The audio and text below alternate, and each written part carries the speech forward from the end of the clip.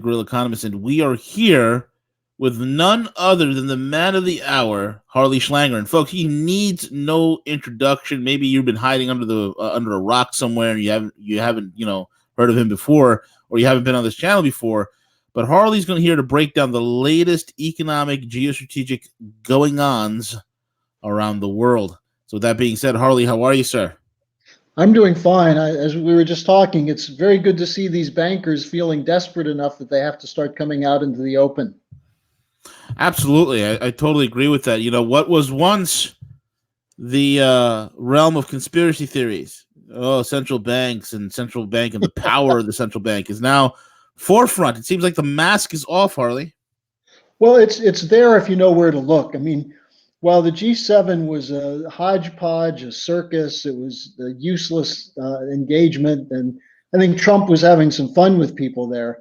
But while this was going on, you had a couple get-togethers, one in Jackson Hole, Wyoming, which is the annual Federal Reserve of Kansas City retreat, and the other was a conference where four former central bankers who now are working with BlackRock put together their proposal. And these two proposals were openly called a regime change in international finance by one of these central bankers, a guy named Hildebrand, who used to be with the Swiss National Bank. Now, just to break it down a little bit, Mark Carney of the Bank of England called for adopting what he's calling a synthetic hegemonic currency, a virtual currency to replace the dollar. And he said, this way we can go beyond quantitative easing, beyond zero interest rates, negative interest rates. And he actually used the term helicopter money. Yep. Now, yeah, so they're in the open now. Oh, yeah. Then you have the BlackRock proposal called for unprecedented policy coordination by central banks. Yes. And what's the policy coordination? To put fiscal policy, not just monetary policy, but fiscal policy, namely government spending and government budgets, into the hands of the central bankers to merge fiscal policy with monetary policy. This group also called for helicopter money. Now, the reason they're all calling for helicopter money is that it's not a recession they're worried about. They're worried about a total breakdown of the global financial system. Absolutely. And it's very fragile. There are many, many vulnerabilities. You have Argentina, you've got Brexit, you've got the unresolved situation with Italy, you've got the Hong Kong situation. So a number of these destabilizations. But what they're trying to figure out is how can they justify vastly increasing the volumes of funny money they're putting into the speculative bubble. And, I had, when I've been talking about this, some people are saying, well, but they're talking about also giving money to consumers. Yeah, they are. Why?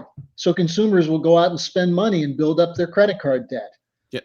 This is not to help people deal with the inflation or deal with the stagnation of wages. It's to keep the debt in some semblance of order. I'm glad you said that. I mean, as we're speaking, man, it's like, over $15 trillion worth of sovereign bonds are in negative yield territory already. Then you're looking at over here again. They got to get the broke Joe and Jane public into the circus. They got to get them into the casino. How better to do it than extending cheap credit? Recently, Harley, was like Apple. They unveiled their new Apple credit card.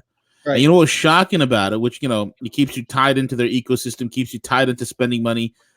What's even more incredible about it, they are giving these credit cards to people with subprime credit scores.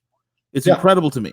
And then you look at the fact that the liar loans are back, where now the mortgage company, there's a mortgage company that's already been licensed in 48 states, licensed and registered, where you do not need a credit score whatsoever, or even any real proof of income in order to get a mortgage for a house.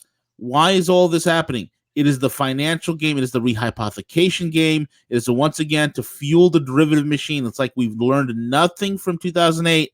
And with all these central bankers coming out, Harley, it seems as if that the montage of the day, the axiom of the day, is debase to inflate. Debase to inflate. Well, and the real scenario behind this is that they know this will lead to hyperinflation. Oh, yeah. publicly, what they're saying is, and this is what the BlackRock lunatic said, oh, we'll have a committee of experts to keep an eye on this to make sure that we don't go into hyperinflation. And my question is, are these the same experts who blew up the world economy in 2008? The same Correct. experts who built the bubble after 2008? Yep. We're going to trust them. But Hmm. the same committee of experts is supposed to have a say over where the money goes, where the credit goes.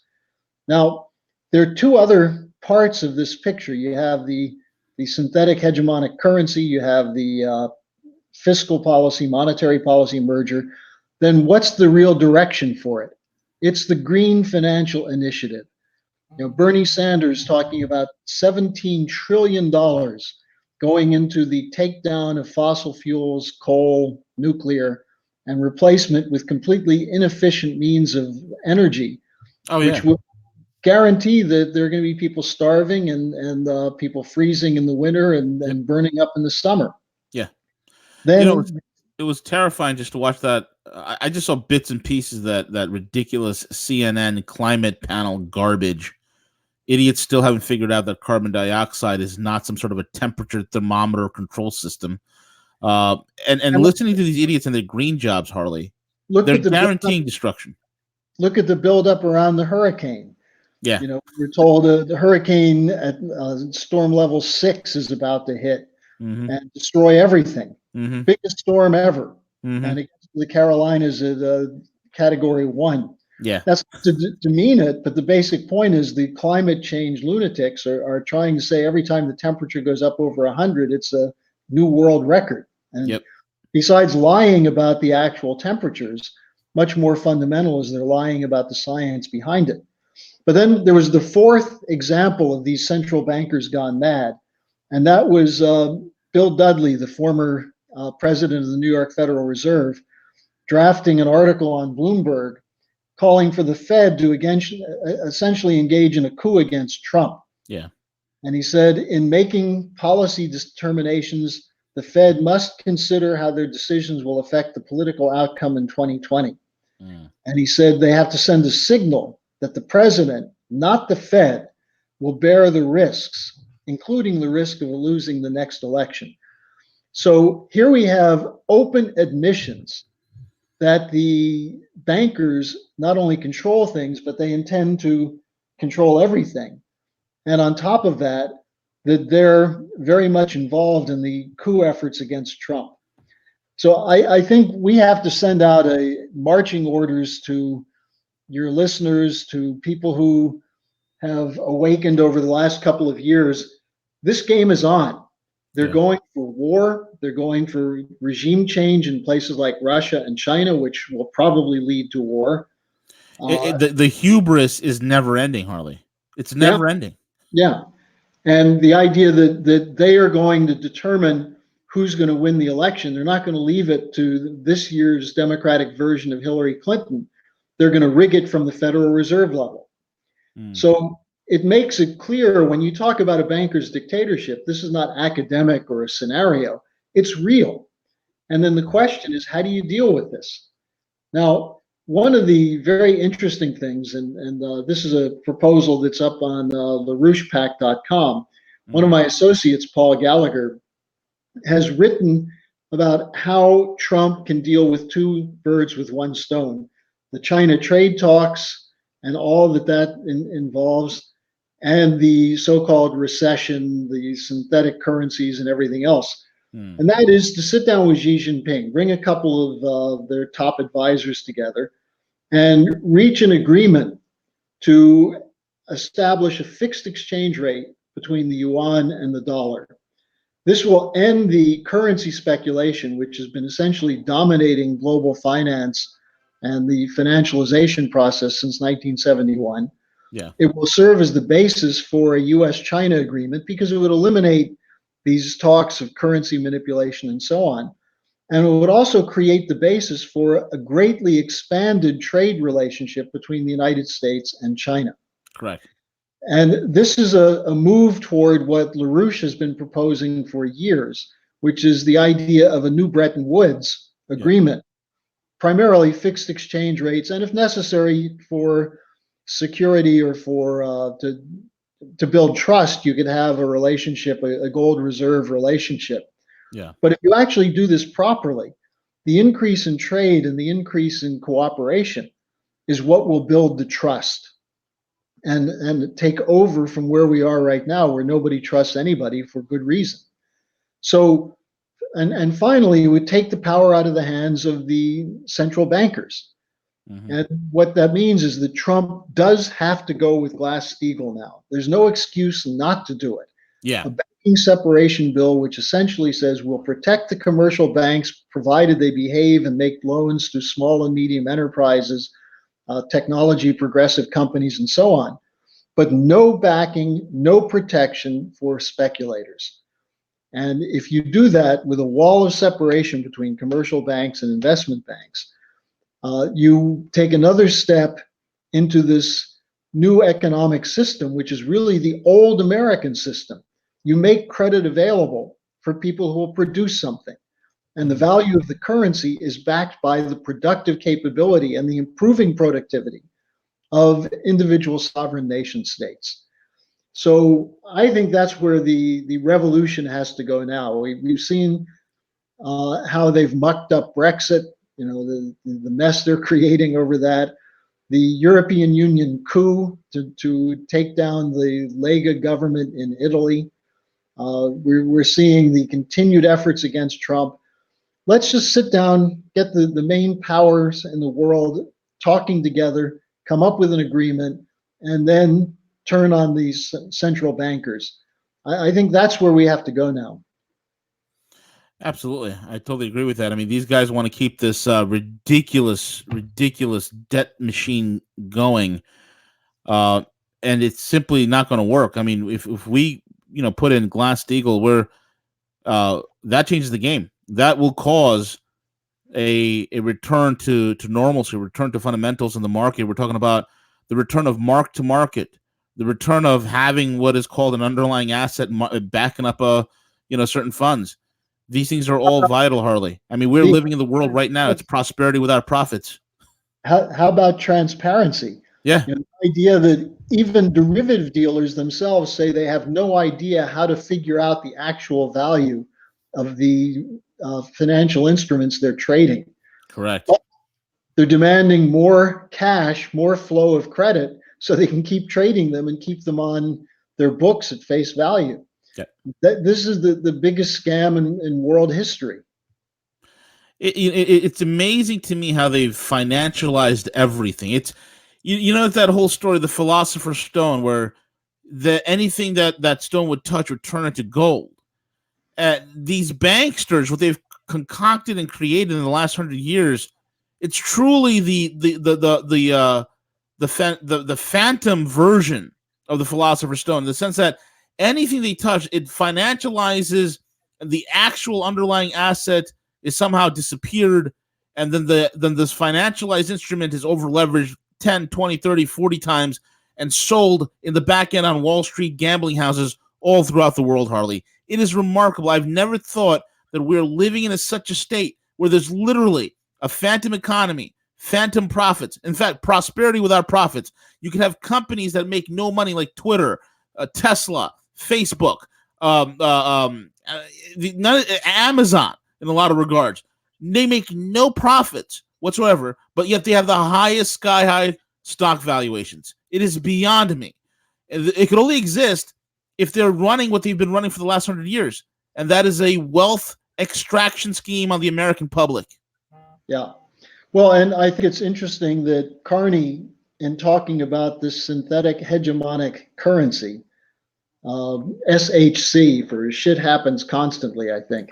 But what he said is that we don't need anything physical to back the currency. Oh, A no. virtual currency itself is based on the trust that you have these people who know what they're doing running it. Now, what you were just saying about these well, I hesitate to call it philosophical outlook. What really characterizes it is an utter disregard for the lives of the majority of the people on the planet. You Correct. cannot sustain a world population of over 7 billion people with the green energy policy. You cannot sustain it with a hyperinflation. But the benefit of hyperinflation for the bankers is they can start paying down the debt with much cheaper money. And that's a big part of their game. This whole thing comes back to this concept of modern monetary theory, MMT. Yep. You know, the idea that an economy is completely divorced from anything physical. And once you do that and you base an economy on algorithms and relationships and notional values, you forget that the people who have the money are going to be able to continue to consume, but the people who are producing the goods that they're consuming are not going to have any money and are soon going to perish. Correct. I think this is the key to understanding this phenomena of the Green New Deal. The people who support it, the billionaires pouring money into the Ocasio-Cortezes and the Greta Thunberg and the Fridays for Future and the Extinction Rebellion, it's billionaires who are funding it because they're going to reap the benefits through carbon credits, through risk management of energy policy, and so on. Yep. And as you said, prosperity without profits. I mean, imagine energy policy without energy. Yeah. That they're going to be selling non-production of energy. Exactly, and they don't care about it because it's financialized, just like every other damn thing. You know, it's unbelievable, Harley. It really is. You know, we're at a tipping point. Humanity is at a tipping point, Harley. No, I agree completely, and I think what we're seeing in some of the strategic relationships. You had this conference yesterday in Vladivostok where Indian Prime Minister Modi and Putin signed huge agreements, right? Very significant agreements. Abe was there from Japan. The Chinese were there. There's a growing support for the Belt and Road Initiative in countries all over the world. And then you have this washed up figure, Bannon, running around. Oh, God. Talking about how China's whole world outlook shaped by Wall Street and the City of London. And that they're the ones behind the Chinese rather, are the ones to blame for the deindustrialization of the United States. Well, no, it was Wall Street and the bankers that deindustrialized. They don't care about China. For them, China is a potential source of money. Look, I was at a meeting the other day with some Chinese officials, and one of the things they were complaining about is the U.S. demand that they open up their banking system. And I told them, look, you know why that is? You guys actually have savings. You have debt which is backed by production. Correct. You have dollars. The Chinese people have savings. They want to get their hands on it, not because they want to use that to invest in upgrading infrastructure in the United States, but because they have a desperate need for anything of cash value. I agree with you. You know, I was watching Bannon's interview with Kyle Bass, and you know, I respect both. You know, Kyle to some degree. You know, I don't agree with a lot of things they say, and I'm just sitting there. I'm just like, is you know, if you take away the word China, right?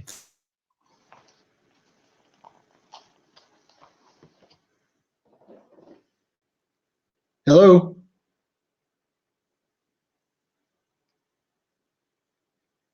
It is Harley. Hello. Yeah, I'm here. I don't know what happened, but yeah, what I was saying, I was listening to the whole word China. Yeah, exactly. If you swap the word China for U.S., it's literally the pot calling the kettle black. There's no difference, you know. Yeah. And in the sense that, you know, Bannon's out there, he's like, oh, the you know, they're a bunch of thugs and they're all gangsters and you have no freedoms and there's kangaroo courts. I'm like, I'm saying to myself, that happens here. That happens here. Our friend Bill Binney the other day on a radio show was asked about the Chinese social credit system and everything else. And he said, do you think it's any different from here? We're much more advanced in that in the United States. Exactly correct. Yeah. Exactly correct. No, so what you're seeing with this is what Bannon and people like Marco Rubio and Michael Pillsbury, the Hudson Institute, some of the leading spokesmen on China, what they're doing is they're trying to erode support in Trump's base for Trump's continued desire to get a deal with China. And while Bannon keeps talking about Trump is the guy, I'm with Trump, we're going to do this, his policy actually runs counter to what Trump wants, and actually is a policy that's totally, I mean, he was bragging about the unity of US politicians around the China issue without any sense of shame that he's now aligning himself with Schumer and Nancy Pelosi. Correct. So what you see is that the globalist strategy is to cut Trump's base out from under him using Hong Kong, using these kinds of things to force Trump to go along with the globalization process.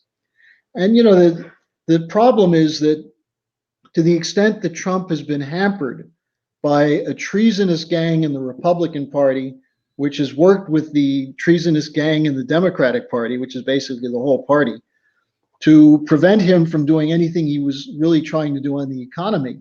Right. It's put him in a situation where the only thing he can say is, look, I've got the stock market up. And now they're pulling the plug on the stock market. Yep. That's really what Dudley's talking about. Correct. Pulling the plug on the stock market so Trump has nothing to say that he's accomplished. Correct. Exactly right. I mean, critical times.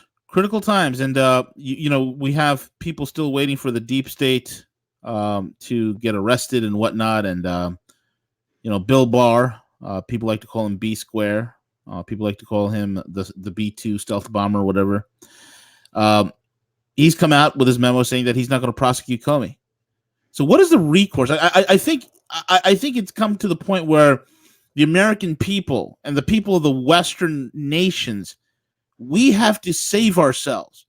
We have to get rid of these mentally insane individuals who have never in their lives created a single job, worked a single day, whose minds have been corroded by the inane academia that they fill their heads with, Harley. I think it's up to us at this point. Well, as I've been saying for a while, it's always been up to us. And, Yep. and what happened is that with Brexit, with Trump, with the Lega in Italy, with several other groups, you had political leaders who were astute enough to see there was a rebellion. But they were not sufficiently, I have to use this term, educated to understand how to take that motion and direct it toward positive solutions. With Trump, you see fits and starts, things that he's done. I think his commitment to get out of the free trade agreements, the pulling out of the Paris Climate Accord, there are a number of things he's done, his desire to wind down these wars, but he has to take this to the public and trust the public will support him. And for that to happen, we're going to have to mobilize the public because the population is angry. They're still feeling as though they're being treated as deplorables, but they don't see solutions. I always say they know what they don't want, but they don't know yet what they need. And it's our job. I see this as the responsibility of my association with LaRouche PAC to put solutions in the hands of policymakers and thinkers and people of influence so that these ideas can spread. Just like what we were talking about before, the China-US fixed exchange agreement that would completely undermine these central bankers. So people can go to LaRouchePAC.com and read some of these things. The 4 laws of Lyndon LaRouche on the economy, the 4 power agreement for a new financial system, right, based on the principles of the American system. And then my weekly columns. I just sent you a memo that I wrote on precisely what we've been discussing today on how the G7 circus was designed to divert people's attention away from what happened at Jackson Hole. Yeah, exactly. It's the last hurrah of the central bankers. It's the last hurrah of this phantom stock market that's been running rampant for the last over a decade or so. And it's going to be interesting how things play out. It'll be the last rodeo because they're killing off the horses. Yeah, exactly correct. It's the last rodeo because they're killing off the horses, man. Really is. Remarkable times for sure. Harley, how can people follow you and stay attuned to your work? Well, people can write to me at harleysch@gmail.com and ask for a link to my blog, and I'll be happy to send it to you. Fantastic. Harley Schlanger, thank you so much, folks. Thank you, Harley. Thank you for joining us. And, folks, thank you for listening in. Again, check out Harley's work. And also, you can follow our team over here at RogueNews.com. And also, check out that this broadcast has been brought to you by PulseWaveTrading.com. PulseWaveTrading.com. Go there. Learn how to trade because it's the only damn thing out there that's making any sort of money at this point. Enjoy it while it lasts, folks. With that being said, we're over and out. Have a great one, folks. Enjoy your weekends.